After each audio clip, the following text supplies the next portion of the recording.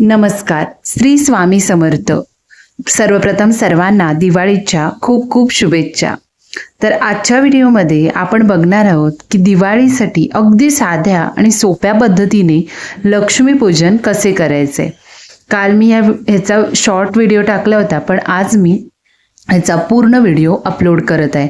तर बघा, ह्या व्हिडिओमध्ये आपण समजून घेणार आहोत अगदी कमीत कमी साहित्यात कशा पद्धतीने आपल्याला अगदी सोप्या पद्धतीने कसं लक्ष्मीपूजन करायचं आहे, म्हणजे कोणत्या वेळेत करायचं आहे, प्रदोष समय का करायचं. तर लक्ष्मीपूजनाचा जो शुभ मुहूर्त होता तो संध्याकाळी 1 नोव्हेंबरला 6:05 8:35 होता. तर या वेळेत आपल्याला हे लक्ष्मीपूजन करून घ्यायचं आहे. तर ते कशा पद्धतीनं करायचं आहे आपण बघूया.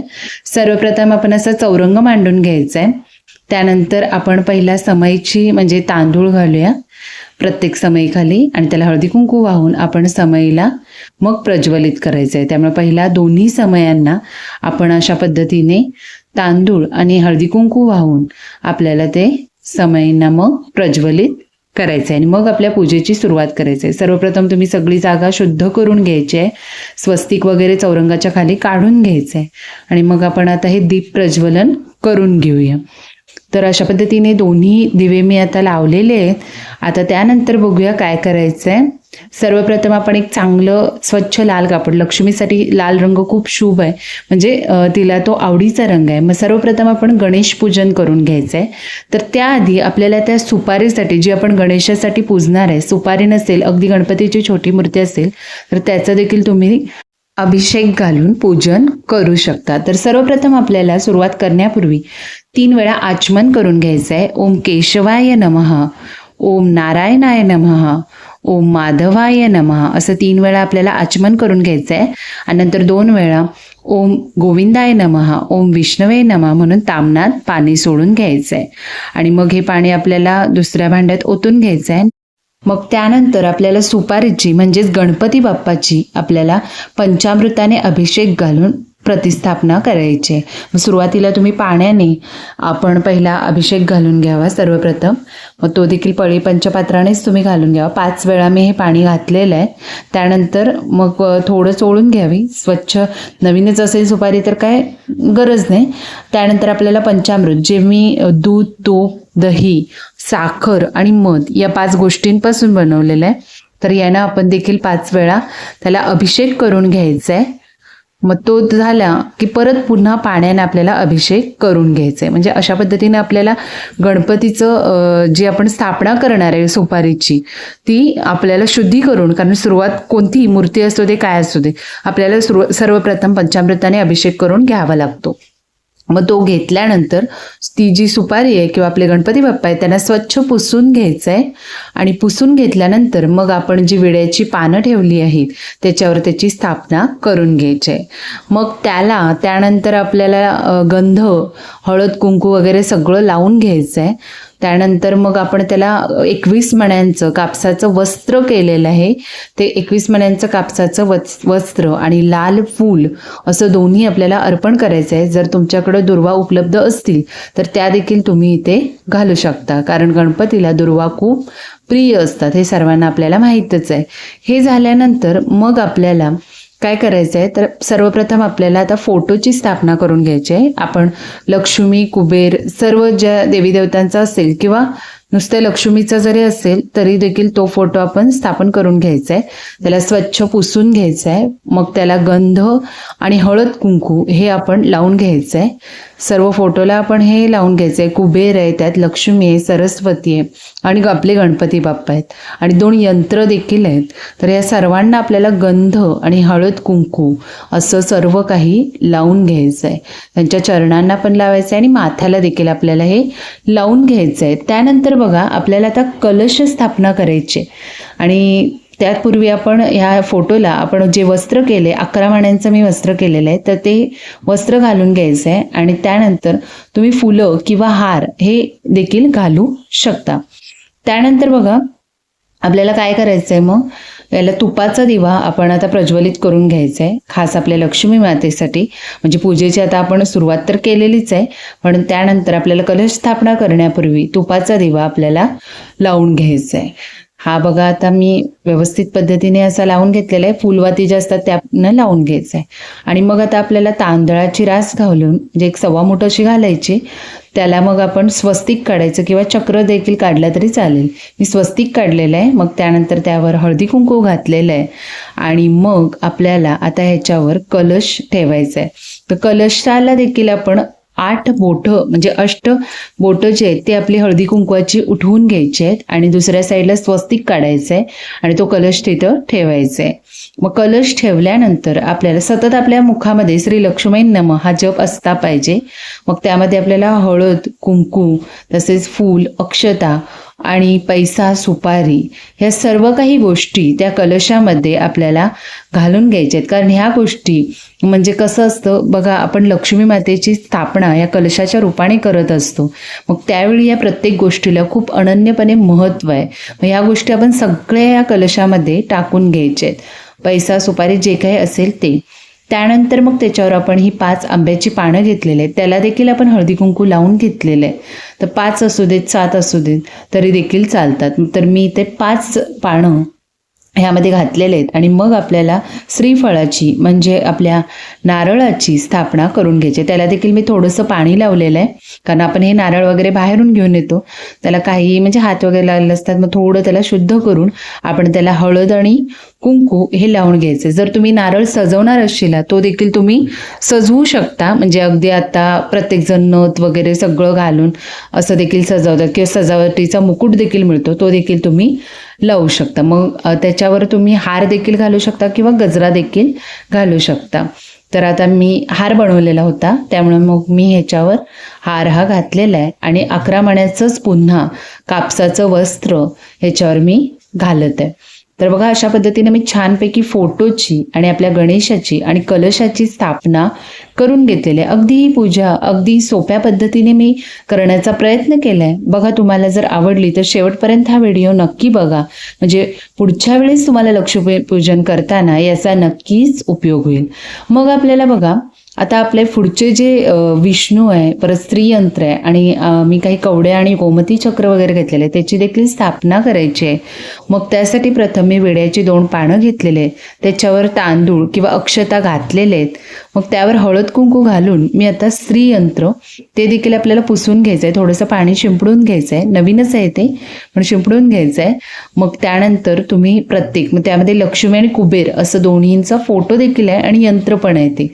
मग ते आपण त्याला देखील गंध, अक्षता वगैरे सर्व घालून परत त्याला 5 मण्यांचं वस्त्र घालत आहे मी. तर ते 5 मण्यांचं वस्त्र इथं घालायचं आहे आणि फूल देखील आपल्याला याच्यावर अर्पण करायचं आहे. म्हणजे अशा पद्धतीने ही प्रत्येक गोष्ट आपल्याला व्यवस्थितपणे करून घ्यायचे आहेत. ज्या काही गोष्टी आहेत आपल्याला त्या खास अगदी छान पद्धतीने आणि सतत आपल्या मुखामध्ये श्री लक्ष्मी नमः किंवा गायत्री मंत्र लावून जरी ठेवला तरी चालतो किंवा म्हणायचं आहे. त्यानंतर पुन्हा दुसरं मी 2 विड्याची पानं घेतलेली आहे. त्यानंतर त्यावर देखील मी अक्षता अर्पण केलेले आहेत. हळद कुंकू देखील टाकलेलं आहे. आणि मग त्यावर मला आता काय ठेवायचं आहे तर मी ज्या कवडी आणलेल्या आहेत तर ते तुम्ही 3, 5, 7, 11 ह्या प्रमाणात देखील आणू शकता.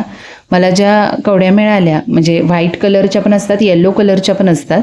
त्या दोन्हीपैकी कोणती एक आणला चालेल किंवा दोन्ही आणला तरी चालेल. तर ह्या कवड्या मी इथं 3 आणलेल्या आहेत आणि एक गोमती चक्र आणलेलं आहे. तर ह्या मी इथं ठेवून घेणार आहे. तर बघा हे आपण असं स्वच्छ त्यांना असं ठेवून घ्यायचं आहे. आणि पहिला आपण जे श्रीयंत्र ठेवलं तिथं कमळगट्ट्याची माळ असेल तर उत्तमच झालं. पण समजा नसेल, माळ नसेल तर निदान 5 कमळगट्ट्याची मणी तरी आपण श्रीयंत्राजवळ ठेवून द्यायचं आहे. कारण श्रीयंत्राजवळच ही कमळगट्ट्याची मणी ठेवली तर ते खूप शुभ मानले जातात. आणि कवड्या आणि गोमती चक्र हे एका ठिकाणी ठेवून घ्यायचं. म्हणजे अशा पद्धतीने आपल्याला हे सगळं व्यवस्थित मांडणी याची करून घ्यायची. मग बघा त्यानंतर मला आता विष्णूची पूजा करायची आहे. तर विष्णूची पूजा करण्यासाठी देखील आपल्याला पुन्हा विड्याची पानं ठेवून द्यायची आहेत. आणि विड्याची पानं मग ठेवल्यानंतर मग आपल्याला मग त्यावर पुन्हा अक्षता घालून परत सुपारी म्हणजेच त्याचे देखील मी शुद्धीकरण करून घेतलेलं आहे तामणामध्ये. म्हणजे पंचामृताने अभिषेक करून घेतलेला आहे. आणि मग ते पुन्हा आपण अक्षता घालायचे, हळद कुंकू व्हायचे आणि मग पुन्हा हे आपल्याला सुपारी म्हणजेच आपल्या विष्णूची, कारण जिथे लक्ष्मी आहे तिथे विष्णू देखील असणार आहे, त्यामुळे आपण विष्णूची देखील स्थापना करून घ्यायची. लक्ष्मी पूजनाला बघा आपण सगळ्या गोष्टी अगदी म्हणजे वेळेत केल्या तर त्याचं जे म्हणजे जो आपल्याला संकेत मिळतो किंवा ज्या गोष्टी आपल्याला म्हणजे एक आनंद मिळतो त्या सगळ्या अगदी व्यवस्थितपणे मग पार पडल्या जातात. म्हणजे असंच आहे की आपल्याला व्यवस्थितपणे या सगळ्या गोष्टी केल्या की एक मनाला चांगलं सुख समाधान मिळतं. आणि बघा लक्ष्मीची अशी तिन्हीसांजेच्या वेळी जर आपण अगदी छान पद्धतीने, आता आपण तर या सगळ्याची सुरुवात अर्थातच पणत्या वगैरे सगळं लावून घेणार आहे, शुभंकरोती म्हणून घेणार आहे आणि या सगळ्या गोष्टीला सुरुवात करणार आहे. तर बघा हे सगळं झालेलं आहे आता माझं करून. फुलं वगैरे सगळी घातलेली आहेत, वस्त्र घातलेले आहेत प्रत्येकाला 5-5 मण्यांची, आणि प्रत्येकाला आपल्याला वस्त्र तर आवर्जूनच घालायचे. त्यानंतर आता आपल्याला धने, पुन्हा आता तुम्ही म्हणशील की धनत्रयोदशीला तर धने ठेवलेले, पण पुन्हा आपल्याला लक्ष्मी पूजनाला पण धणे देखील आपल्याला ठेवायचे. म्हणजे लक्ष्मीसाठी खूप प्रिय गोष्ट आहे त्यामुळे हे आपल्याला ठेवायचे. मग धण्यावर मी एक गूळ ठेवलेला आहे आणि ते दोन्ही मिळून अक्षतांवर हळदी कुंकू घालून स्थापन केलेलं आहे. म्हणजे ह्या गोष्टी आपल्याला आवर्जून कराव्याच लागतात. त्यानंतर मी जे म्हणजे ठेवणार आहे ते बघा अक्षता इथं मी घातलेल्या आहेत. आणि आपल्याला सगळ्यात आवडती गोष्ट लक्ष्मीची जी आहे ती म्हणजे लाया आणि बत्तासे. तर या लाया बत्तासे देखील मी इथं ठेवून घेतलेल्या आहे, त्यांना देखील हळदी कुंकू घातलेलं आहे आणि फूल देखील त्याच्यावर मी अर्पण केलेलं आहे. आता ह्यांना वस्त्र घालायची काही गरज नाही कारण हा प्रसाद असल्यासारखा आहे. त्यानंतर आता सगळ्यात महत्त्वाची गोष्ट घेतलेली आहे जी आपल्या घरात उपयोगी असते ती देखील आपल्याला इथं व्यवस्थित इथं मांडून घ्यायचे. तर त्याला देखील मी अक्षदा घातलेले आहेत आणि त्यानंतर त्यामध्ये मी लवंग घेतलेले आहेत 5, त्यानंतर वेलची 5 घेतलेले आहेत आणि पिवळी मोहरी थोडीशी, असे ह्या सर्व गोष्टी घेतलेल्या आहेत. त्याला फूल देखील घातलेलं आहे. आता आपण जी झाडू खरेदी केली होती, जी की धनत्रयोदशीला मी सांगितलं होतं की धनत्रयोदशीला आपल्याला बाकी काहीही जरी घ्यायला जमलं नाही तर एक झाडू आणि मीठ ह्या गोष्टी आपण नक्कीच घेऊ शकतो. मग झाडू आपण मोठी नाही घेतली तरी चालेल, देवासाठी जी झाडू लागते ती देखील आपण घेऊ शकतो. तर झाडूच्या खाली आपल्याला किंवा वर आपल्याला लवंग ठेवून घ्यायचे आहे आणि त्या झाडूला देखील अक्षतावर ठेवून घ्यायचं आहे. त्यानंतर आपल्याला मिठाला देखील अक्षतेवर ठेवून हळदी कुंकू वाहून आपल्याला त्याला देखील फूल दोन्हींना घालून घ्यायचं आहे. म्हणजे या सर्वात महत्त्वाच्या गोष्टी आहेत ज्या सोन्यापेक्षाही मौल्यवान आहेत. तर ह्या गोष्टींची पूजा झाल्यानंतर आपल्या घरात जे काही सोनं वगैरे असेल ते अक्षतांवर घालून घ्यायचं आहे. त्यांना अक्षता, फूल वगैरे, पैसे असतील आणि सिक्का आवर्जून ठेवावा.